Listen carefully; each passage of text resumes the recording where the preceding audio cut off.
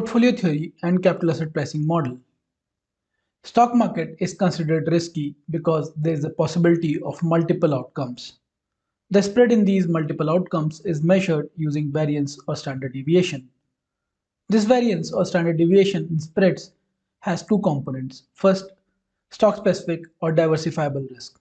This risk is specific to the stock. Then there's market risk, which is related to the sensitivity of the stock to broad market wide movements. Investors can eliminate this specific risk by holding a well diversified stock portfolio, but they cannot eliminate this market risk. All the risk of a fully diversified portfolio is market risk. A stock's contribution to the risk of this diversified portfolio is determined by the sensitivity of the stock to market movements. This sensitivity is often defined as beta. A well diversified portfolio of securities that has beta of 1 will be considered as having an average risk that is same as market risk. The standard deviation of this portfolio will be same as the broad market index, for example S&P 500 or Nifty 50. A well-diversified portfolio of securities with beta of 0.5 is considered to have below average market risk. The standard deviation of this portfolio will be half of the market's standard deviation, and on average its movements will be half of market's movement in the same direction. In this lesson, we'll consolidate our understanding of risk-return framework. We'll apply these theories to understand various asset pricing models such as capital asset pricing model CAPM. Investment performance and return distribution. In this video, we discuss why normal distribution is important in modeling security returns. We also discuss the investment performance of securities. If we plot the histogram of daily returns, it appears similar to the one shown here. One can also superimpose a bell-shaped normal distribution on these returns. It appears as if the historical returns conform fairly closely to a normal distribution. This eases the job of financial analyst. This is so because normal distributions can be very easily defined by just two parameters, that is expected or average returns and standard deviation or variance. This also gives us the intuition why we devoted so much time in understanding the computation of return and standard deviation. When the returns are distributed closely to a normal distribution, then investor needs only these two measures, that is expected returns and standard deviation, to define the performance of a security. Now we understand why normal distribution is important. It is completely defined by these two parameters, that is mean and standard deviation. Compare the investments A, B and C shown here in the figure. These figures show the distribution of possible returns from the investments A, B and C. Compare investments A and B. These investments offer an expected returns of 10%, but A has much wider spread of possible outcomes. Its standard deviation is 15% and the standard deviation of B is 7.5%. Investors don't like risk and would of course prefer B to A. Now let us compare investments B and C. Both of them have the same standard deviation. However, the expected returns from B, that is 10%, and C, that is 20%, are different. Investors prefer higher expected returns and therefore would prefer C to B. To summarize, in this video, we discussed the role of normal distribution in modeling security returns. Normal distributions are easily defined with the help of just two parameters, that is mean and standard deviation. Therefore, normal distributions are very useful in modeling security returns. Investors prefer securities that offer a higher level of returns for a given level of risk. Also, for a given level of returns, they prefer stocks with lower level of risk. Combining stocks with portfolios part 1. In this video, we discuss the concept of diversification with the help of portfolios. We examine a portfolio of two stocks and see if diversification reduces the risk of this portfolio. Then we extend the learnings of this two stock portfolio to multiple stock portfolios and examine if there are a set of portfolios that are most efficient, that is, they offer the best combination of risk return across all the portfolios. Consider a scenario where you are examining the stocks A and B as potential investments. Stock A offers 3.1% expected returns and stock B offers 9.5% expected returns. You also observe that stock A has a standard deviation of 15.8% and stock B has a standard deviation of 23.7%. Stock B, while offers a higher expected return, also has a higher standard deviation. However, you need not invest in only one of these stocks. For example, you can invest in a combination of these stocks. If you invest 60% in stock B, A and 40% stock B, then you would get an expected return from this portfolio, which is 0 0.6 into 3.1% plus 0 0.4 into 9.5% equal to 5.66%. This expected return is simply a weighted average of expected returns on the two stocks. From our recently acquired portfolio knowledge, we know that the risk of this portfolio, that is standard deviation, will be less than the simple weighted average of standard deviations. This is due to the concept of diversification. The risk of the portfolio can be computed as shown here. Variance equal to x1 square sigma 1 square plus x2 square sigma 2 square plus 2 times x1 x2 sigma 1 sigma 2, where sigma 1 and sigma 2 are the variances and x1 x2 are the proportional weights invested in these securities. Then this is equal to 0.6 raised to the power 2 into 15.8 raised to the power 2 plus 0.4 raised to the power 2 into 23.7 raised to the power 2 plus 2 times 0.6 into 0.4 into 0.18 into 15.8 into 23.7 equal to 212.1. This is the variance. Now standard deviation will be equal to square root of 202.12.1 equal to 14.6%. The risk of this portfolio is 14.6%. The lower the amount of standard deviation, it reflects diversification aspect, assuming the correlation of 0.18. Consider the diagram shown here. The blue curve line shows all the possible expected return and risk combinations of these two stocks that one can achieve. However, for different investors, different combinations are more suitable. For example, individuals are often considered as risk-loving, risk-neutral, or risk-averse. Risk-loving individuals are those that like to take more risk. Risk-neutral individuals are those that are indifferent to the risk aspect of a proposition, for example, investment in a security. And risk-averse investors that do not like risk at all. Predominantly, investors are considered to be rational individuals that do not like risk. That is, they are risk-averse. For a rational investor who is extremely risk-averse, she would rather like to hold a portfolio of A and B that is around mid of the blue curve, maybe A's to B of 50-50 or 60-40. For a risk-averse, less risk-averse investor who wants to take more risk and increase their stakes can invest the entire or most of the money in stock B. We know now that the level of diversification, that is elimination of stock-specific risk, depends on the level of correlation between the two stocks. Assume that the correlation between stocks A and B is rather low at rho equal to 0.18. This low correlation results in the blue line curve representing all the possible combinations in the portfolio. If the correlation was 1, they would move exactly in a lockstep manner. There would be no gains from diversification at all. This would result in a brown dotted straight line. That is, the resulting risk in the portfolio is exactly the weighted average of the standard deviation from the two stocks. Conversely, the red line exhibits another extreme case where correlation rho equal to -1. That is, the two stocks move in exactly opposite manner. In this case, maximum diversification will be achieved. In fact, at a certain investment proportion, the risk of the portfolio becomes zero. However, this is an extremely theoretical case as stocks do not exhibit perfect negative correlations. In practice, you do not limit yourself to investing in just two stocks. For example, you can invest in many stocks after analyzing the risk-return related properties of these securities. Once you are aware about the risk and expected returns of these securities obtained from the historical data, then you would carefully examine the data and choose the securities that are most suitable. By holding portfolio of many securities, maybe 10, 15, 20, etc., you can obtain a very wide selection of risk and return. For example, consider a portfolio of 10 securities plotted here using risk return data. In this figure, each diamond shows the expected return and standard deviation of 10 stocks that are selected for the portfolio construction.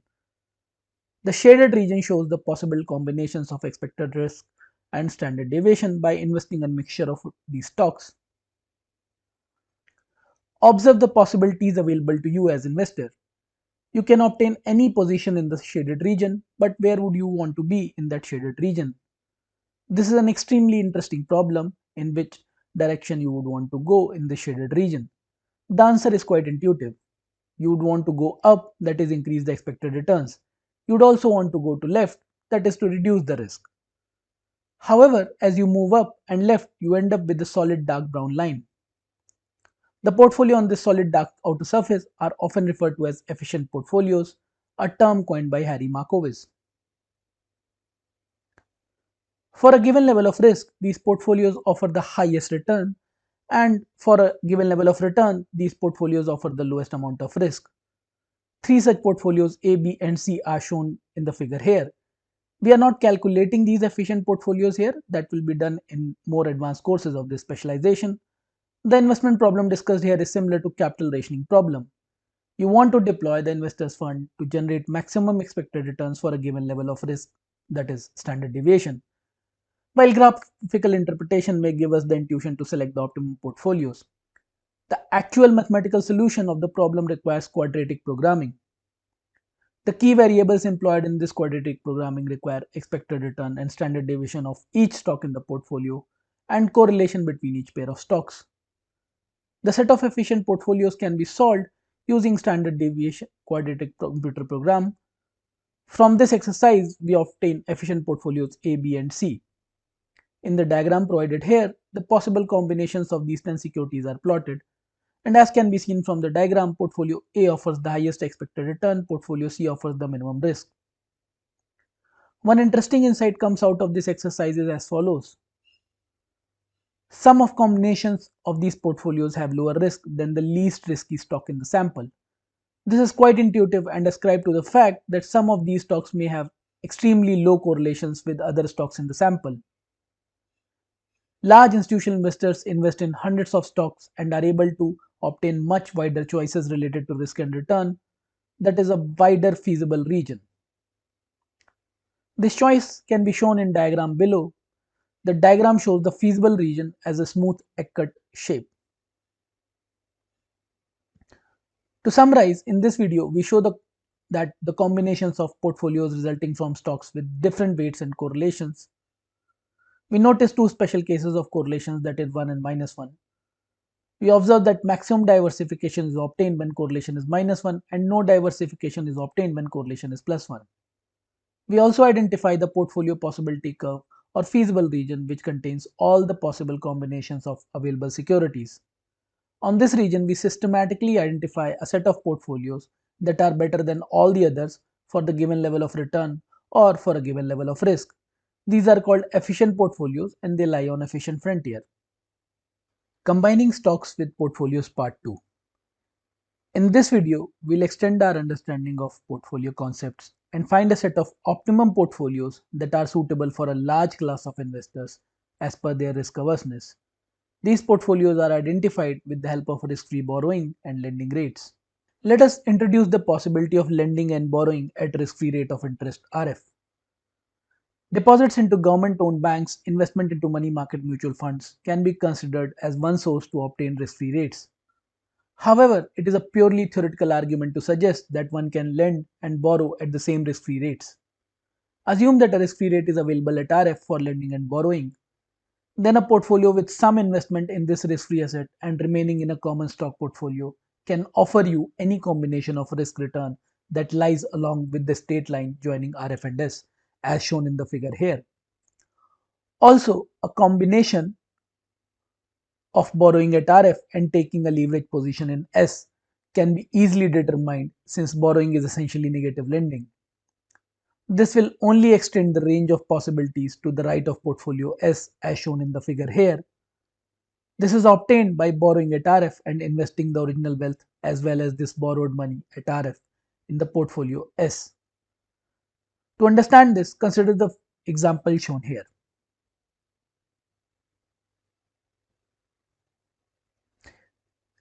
We'll put some numbers on this. Suppose that portfolio S has an expected return of 15% and a standard deviation of 16%. The risk-free instrument, that is, for example, treasury bill, offers an interest rate RF, maybe that is 5%, and of course can be considered as risk-free. That is a standard deviation which is 0.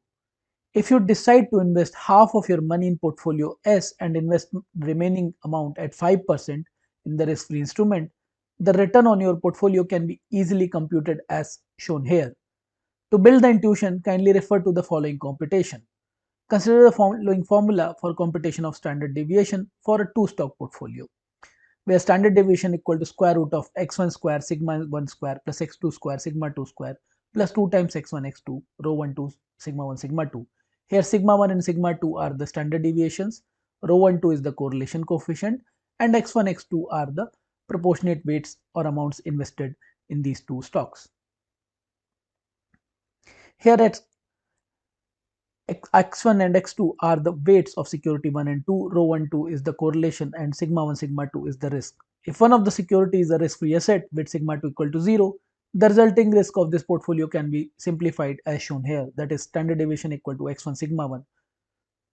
So in this case, R equal to 1 upon 2 times expected return on S plus 1 upon 2 times interest rate on risk-free rate, which is equal to 10%. What about the standard deviation? Standard deviation is 50% of the standard deviation of S. This is so because standard deviation of treasury bill is 0, and therefore sigma equal to 1 upon 2 times standard deviation of portfolio S plus 1 upon 2 times standard deviation of risk-free instrument, which is equal to 0.5 into 15%, which is equal to 7.5% or approximately 8%. Consider another scenario where you borrow at the risk-free rate and an amount equal to 100% of initial wealth. You invest your initial 100% wealth along with these borrowings in portfolio S, that is double the amount of your initial wealth. So you have to pay interest on the loan, but now your expected return is computed as shown here. R equal to 2 times expected return on portfolio S minus interest rate, which is equal to 25%. Also, the standard deviation of your portfolio can be computed as shown here, which is sigma equal to 2 times standard deviation of portfolio S, which is 32%. As we can see in the figure shown here, when you invest in a portfolio, a portion of money in RF and remaining in portfolio S, you end up on the straight line joining RF and S as shown here between these points. Similarly, if you borrow money at risk-free rate, you can extend the possibilities beyond S, that is on the right side of the straight line joining RF and S on the efficient region. You can always find the portfolio S that is the best efficient portfolio, which is a combination of RF and S that offers you the best expected risk return combination. This means that there is no other portfolio, any portfolio T on the efficient frontier that offers you a better combination of expected risk and return. But how to find this portfolio? For example, if we have the data about all the efficient portfolios on the efficient frontier, we can plot their different risk return combinations. One can plot the steepest line from RF on the curve as shown here, representing the efficient portfolios. This line will be tangent to the efficient portfolio curve. This portfolio has a very important mathematical property. It has the highest ratio of risk premium to standard deviation. This ratio is often called Sharpe ratio. Sharpe ratio is equal to risk premium, that is risk minus risk-free rate, upon standard deviation, that is R minus RF upon sigma. This is an extremely important ratio for investors. Investors track this ratio to measure the risk-adjusted performance of securities and portfolio of investment managers. Theoretically, this simplifies the investment manager's job considerably. First, she needs to identify the best portfolio of common stocks, that is portfolio S, often called the market portfolio. Next, this portfolio is mixed with the risk-free instrument.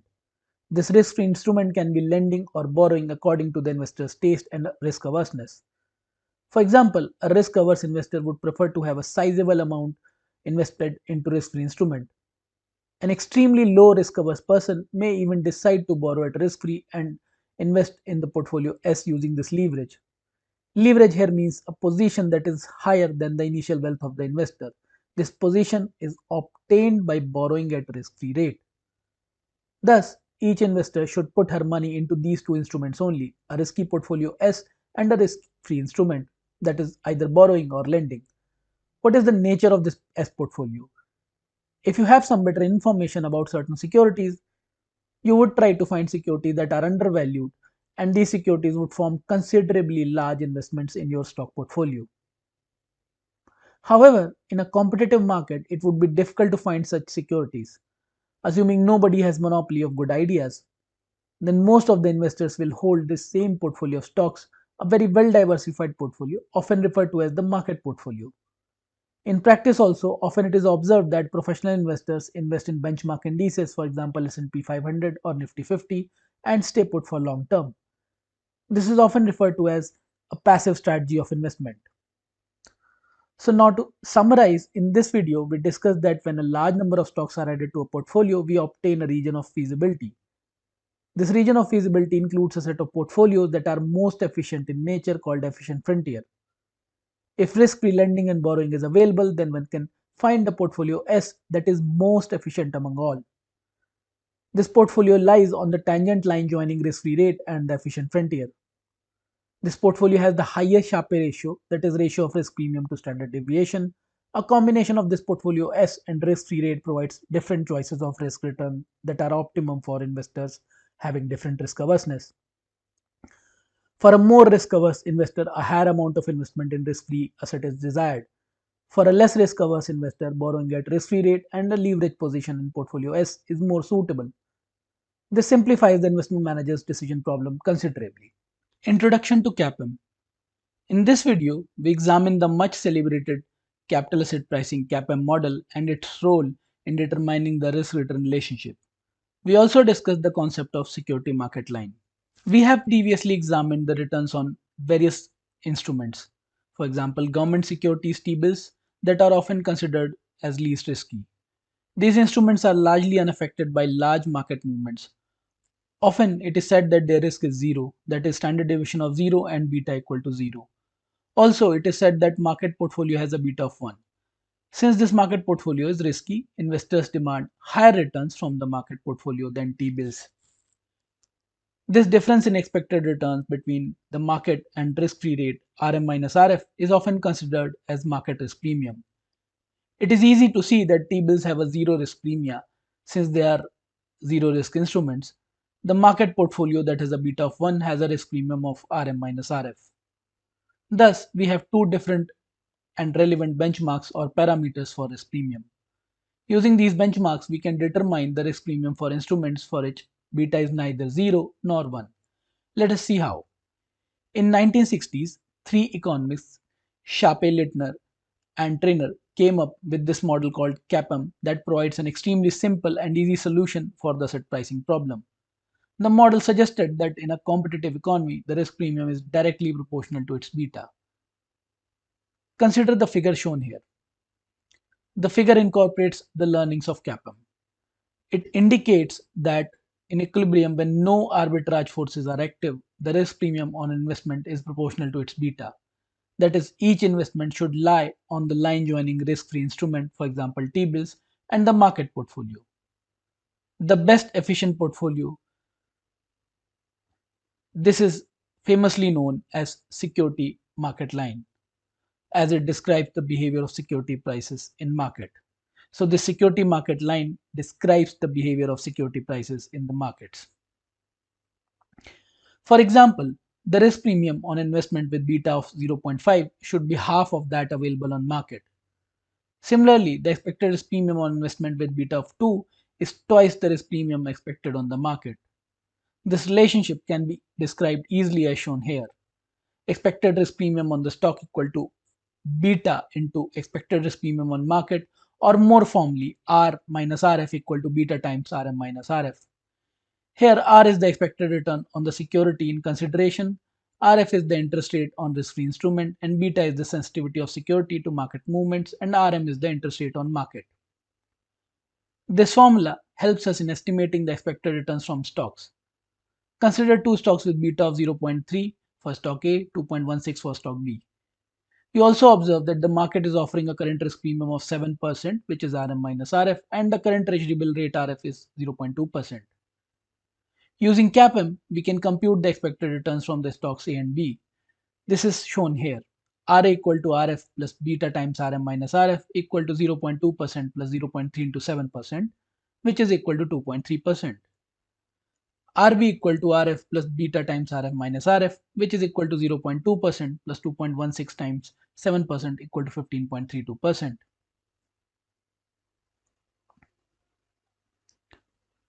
The utility of CAPM, however, is not restricted to predicting stock returns. it is also employed in estimating discount rate for various projects and unlisted companies. You find the securities that have similar risk, and using their expected returns estimated from CAPM, you can find the appropriate discount rate. Estimating discount rates is always challenging.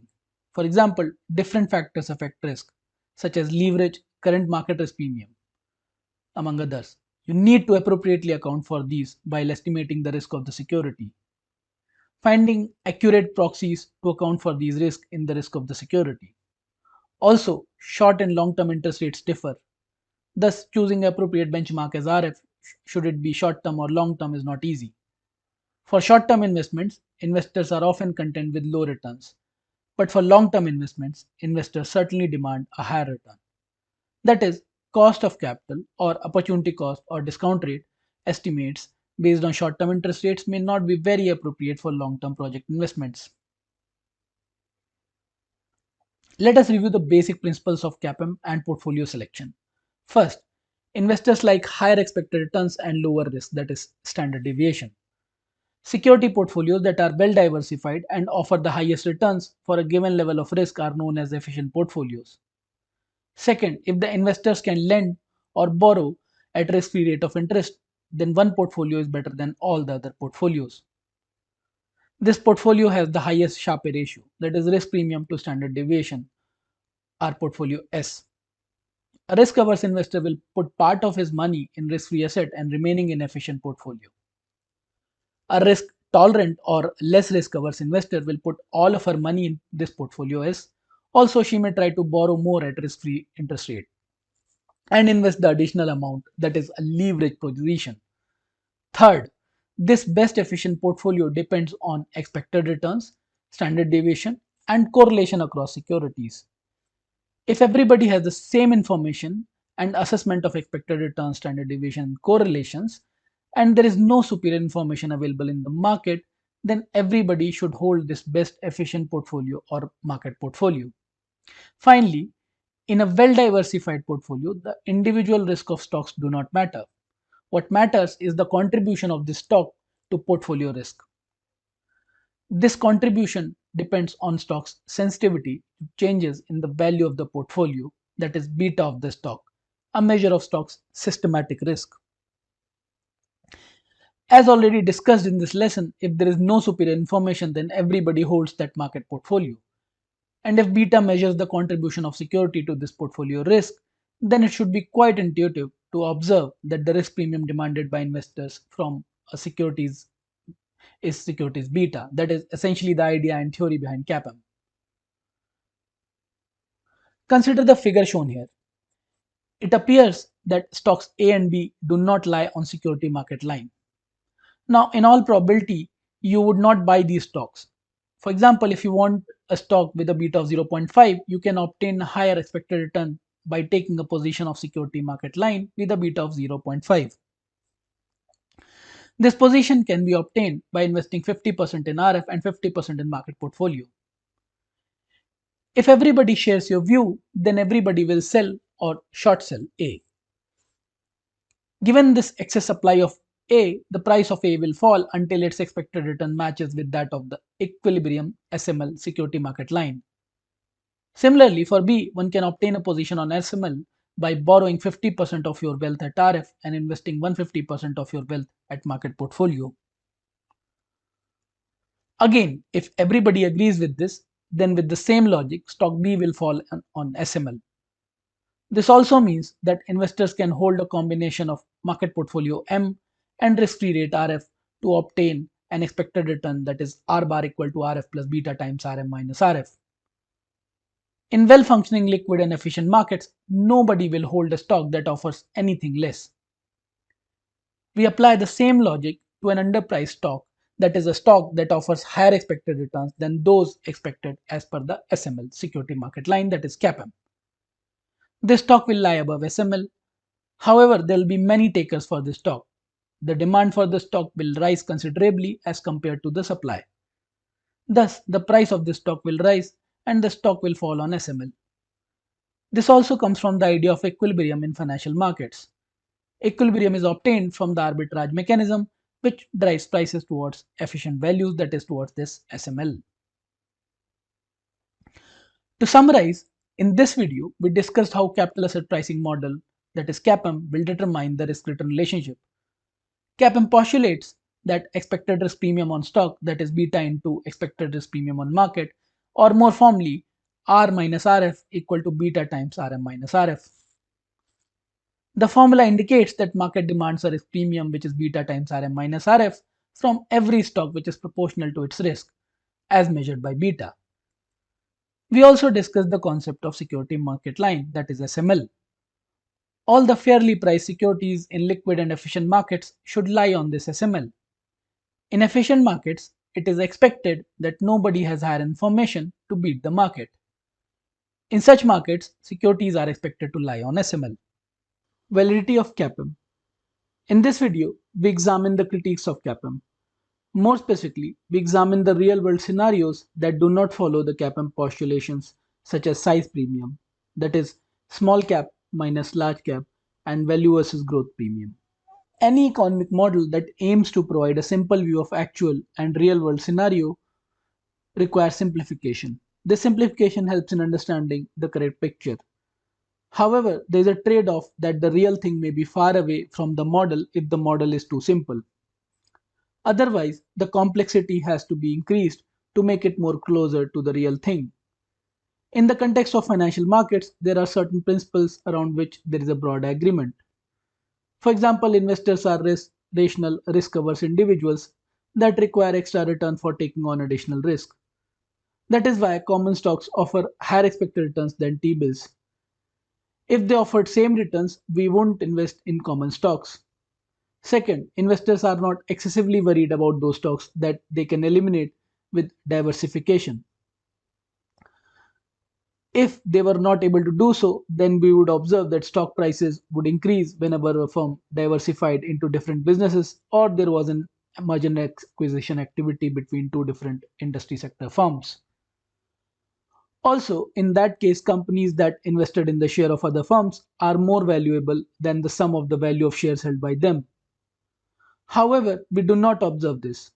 Mergers with just the diversification objective do not receive premium from the market. Also, investment companies do not obtain higher valuations than the shares held by them. All these ideas are very easily and in a simple manner captured by CAPM. That is why CAPM is very often used to estimate the cost of capital for projects with given cash flows. While the power of CAPM lies in its extreme simplicity, it also has some pitfalls. We'll have some of these pitfalls now discussed. Often, researchers find that actual returns do not fall on security market line, that is SML line, predicted by CAPM. Proponents of CAPM claim that actual returns are different from expected returns. Actual returns also include a lot of real-world noise and therefore differ from expected returns. If one plots the SML, this noise will appear in the form of scattered nature of points around SML. This noise makes the job of analysts and investors even more difficult. One solution to this problem is to increase the data being analyzed so that noise is averaged out over long horizons. And the problem with CAPM is the presence of extra returns on small cap minus large cap portfolios. It has been observed that if you bought the firms with small market capitalizations and sold the firm with large market capitalizations, you would make certain positive extra return. This is called size premium. The size premium, that is constantly higher returns for small cap minus large cap portfolios, do not conform to CAPM model. Consider the diagram shown here. 10 investors' portfolio returns are plotted. Investor 1 has a portfolio of mostly small stocks and investor 10 has a portfolio of large cap stocks. Notice that investor 1 has its average returns above the SML line. Investor 10 has its average return below SML line. This return that one can obtain by combining investor 1, that is long, and investor 10 to generate a zero risk portfolio short that offers excess abnormal returns. This indicates that size indeed captures some kind of risk for which this premium is offered by the market. Consider the figure shown here. The red line shows the cumulative difference between small and large cap firms. The green line shows the cumulative difference between high book to value, that is value stocks, minus low book to value, that is growth stocks. The figure does not fit well with CAPM postulations. That is, beta is the only factor causing returns to differ across instruments. From this figure, it appears that investors find small cap stocks risky as compared to large cap stocks. They also find the value stocks riskier than growth stocks. These risks are probably not captured by beta. For example, value stocks are stocks of distressed firms that are in trouble. If market was in trouble, these were the ones affected most badly. Thus, investors demanded certain compensation to hold these stocks as against the growth stocks. This relationship between expected returns, firm size, and book to market ratio is well documented and damages the CAPM. Also, these are long lasting results and do not due to some data snooping or data mining inputs. Next, and very important, value versus growth stocks. Value stocks are underpriced cheap stocks. They may be underpriced at current P ratios for different reasons. For example, some bad news about the company may be creating negative sentiment in the market. In contrast, growth stocks are not cheap stocks at current PE levels, that is, price to earning levels. For example, a technology stock like Apple that is selling at a premium. However, you are more interested in the earnings component, that is, denominator of price to earning ratio. You feel that the company is expected to grow significantly and therefore its price may increase. Researchers often observe what is called value growth premium. The returns on value stocks minus growth stocks are often positive and significant over long term. This also does not fit well with CAPM. As per CAPM, the only reason that expected returns may differ across stocks is their beta. It appears that small stock firms are perceived as riskier by investors than large cap firms. Similarly, value firms are also perceived as riskier as compared to growth firms. That means CAPM is not the whole truth here. Some additional dimensions of risk apart from beta are also playing their part. That is, firm size and book to market ratios are capturing these additional dimensions of risk. To summarize, in this video, we discussed that a portfolio of small stock offers excess returns as compared to the portfolio of large stocks. Similarly, we also observed that value stock portfolios offer higher returns as compared to growth stock portfolios. This excess return premium cannot be explained by CAPM. It is argued that investors find small stocks riskier as compared to large stocks. Similarly, they also find value stocks riskier as compared to growth stocks. This means that CAPM may not be the complete truth about asset pricing. Nonetheless, it provides a good benchmark to start examining the asset prices given its simplicity and ability to provide intuition to asset pricing frameworks. Alternative theories of asset pricing.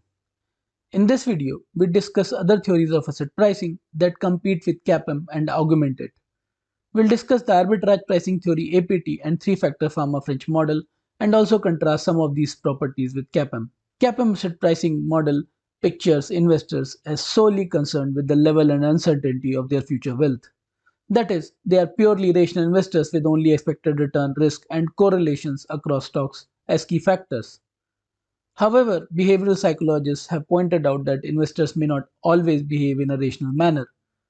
For example, the fear of poverty may lead them to behave irrationally, or increasing prices of holdings may make them extremely jubilant while falling prices may induce fear, which may lead them to behave irrationally. Thus, CAPM may lose its power when such features are introduced in the model that may demand more realistic picture, one that is closer to real life scenarios. One such attempt is arbitrage pricing theory APT of Stephen Ross.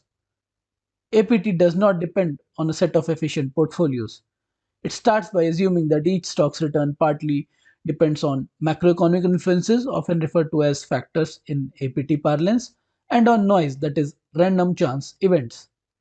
Thus, the return on any stock can be described easily with the following equation, which is return equal to A plus B1 into R factor 1 plus B2 into R factor 2 plus B3 into R factor 3 and so on up till noise term. BIs here are sensitivities to the factors like factor 1, factor 2 respectively. However, the APT theory does not provide any information on what these factors may be. Very often people tend to include return on market portfolio proxies, for example Nifty 50 and or Nifty 500 as one factor. Some stocks will be more sensitive to a particular factor than other stocks. For example, ONGC will be more sensitive to oil and gas factor as compared to Apple. For any stock, there can be two possible sources of risk. one set of risks that are on account of these factors, for example, market, oil and gas, etc. These risks cannot be eliminated with diversification. Second set of factors that are specific to company and can be eliminated with diversification.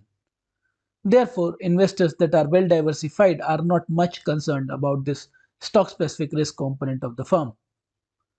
The expected risk premium demanded on a stock is mostly affected by these systematic, broad market wide and macroeconomic risk factors. APT theory suggests that expected risk premium on a stock should depend on the risk premium associated with each of these factors and stock sensitivities, that is beta 1, beta 2, beta 3 and so on, to these factors.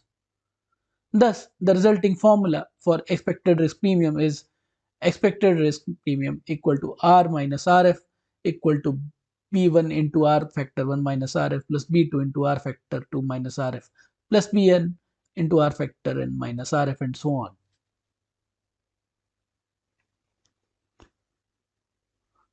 Notice that if all the BIs are 0, then the expected return premium on this stock is also 0. A well-diversified portfolio that is not sensitive to any of these factors must be priced to offer an interest rate equivalent to risk-free rate. If anything otherwise, investors can conduct arbitrage depending upon whether it is overvalued or undervalued, which will drive the prices up or down and align them with the risk-free rate of interest. A diversified portfolio that is constructed to have exposure to some of these factors 1, 2, 3, etc. will offer a risk premium that is directly proportional to portfolio sensitivity to this factor, that is BIs. For example, if you construct two portfolios A and B, assume that A is twice as sensitive as B to factor 1. Then portfolio A must offer twice the risk premium as well for a given dollar investment. If a stock is held in well-diversified portfolios, then the APT applies to stocks as well. Each stock must offer an expected return commensurate to its contribution to the portfolio risk. As per APT, this contribution depends upon the sensitivity of stock's return to the changes in these broad market-wide factors.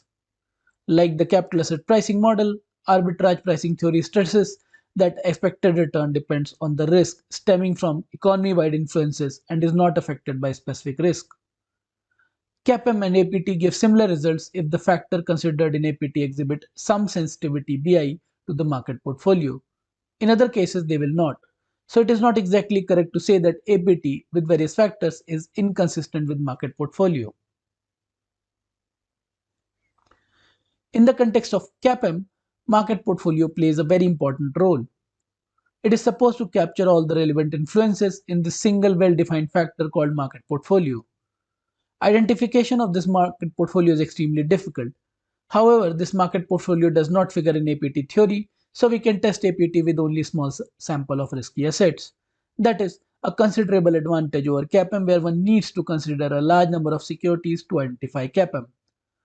However, unlike the market portfolio or factors in the parlance of APT, APT does not identify those factors and leaves it to the researchers and practitioners to identify the relevant influences.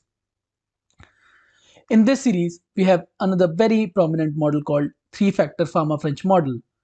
Fama-French, in their highly cited research articles, developed and showed that stocks of small firms as compared to large firms and stock of firms with high book-to-market ratios as compared to those with low book-to-market ratios provided above-average returns. However, this is not a coincidence, as research suggests that these factors may be indeed related to systematic risk factors affecting the firm profitability. These factors may not be part of simple CAPM. As per Fama-French three-factor model, the following equation may appropriately describe the expected security returns. That is, R minus RF, which is risk premium, equal to B market minus into R market factor plus B size into R size factor plus B book to market into R book to market factor. Here BIs are the factor sensitivities and R factors are the risk premium on different factors, that is market size and book to market. This is also known as Fama-French three-factor model. The application of this model to estimate the expected returns is same as application of APT theory with three factors. The following steps are needed to conduct the analysis and estimation. First, identify the factors. First, market factor. This factor is proxied using expected returns on market minus the risk-free rate of interest. Second, size factor, which is expected returns on small stocks minus those on large stocks. Third is book to market factor, which is returns on high book to market stocks less those on low book to market stocks.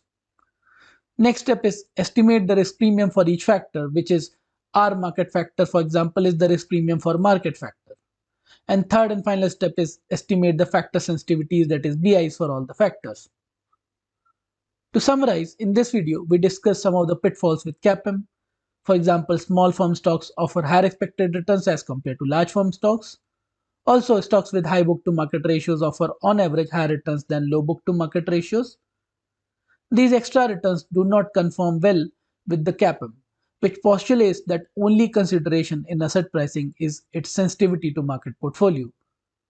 More recent theories such as arbitrage pricing theory and Fama-French three-factor models aim to resolve this and come closer to real-life observed phenomena. To summarize this lesson, the basic principles of portfolio selection boil down to a common sense statement that investors try to increase the expected return on their portfolios and to reduce the standard deviation of that return. A portfolio that gives the highest expected return for a given standard deviation or the lowest standard deviation for a given expected return is known as an efficient portfolio. To work out which portfolios are efficient, an investor must be able to state the expected return on standard deviation of each stock and the degree of correlation between each pair of stocks. Investors who are restricted to holding common stocks should choose efficient portfolios that suit their attitudes to risk.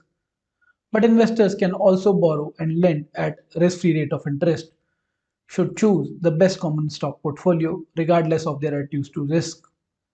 Having done that, they can then set the risk of their overall portfolio by deciding what proportion of their money they are willing to invest in stocks. The best efficient portfolio offers the highest ratio of forecasted risk premium to portfolio standard deviation. For an investor who has only the same opportunities and information as everybody else, the best stock portfolio is the same as the best stock portfolio for other investors. In other words, he or she should invest in a mixture of market portfolio and a risk-free instrument, that is borrowing or lending. A stock's marginal contribution to portfolio risk is measured by its sensitivity to changes in the value of the portfolio. The marginal contribution of a stock to the risk of the market portfolio is measured by beta, that is the fundamental idea behind the capital asset pricing model CAPM, which concludes that each security's expected risk premium should increase in proportion to its beta. Expected risk premium is equal to beta times market risk premium, that is R minus RF equal to beta times RM minus RF. The CAPM theory is best known model for risk return. It is plausible and widely used but far from perfect. Actual returns are related to beta over long run, but the relationship is not as strong as CAPM predicts, and other factors seem to explain the returns as well. The IAPT arbitrage pricing theory offers an alternate theory of risk and return. It states that the expected risk premium on a stock should depend on the stock's exposure to several pervasive macroeconomic factors that affect stock returns. Arbitrage pricing theory does not say what these factors are. Fama-French have suggested three factors. First, the return of the market portfolio less the risk-free rate of interest. Second, the difference between return on small and large stock firms. The difference between the return on stocks with high book to market ratios and stock with low book to market ratios is the third factor. In the Fama-French three-factor model, the expected return on each stock depends on its exposure to these three factors. Each of these different models of risk and return has its own fan club. However, all financial economists agree on two basic ideas.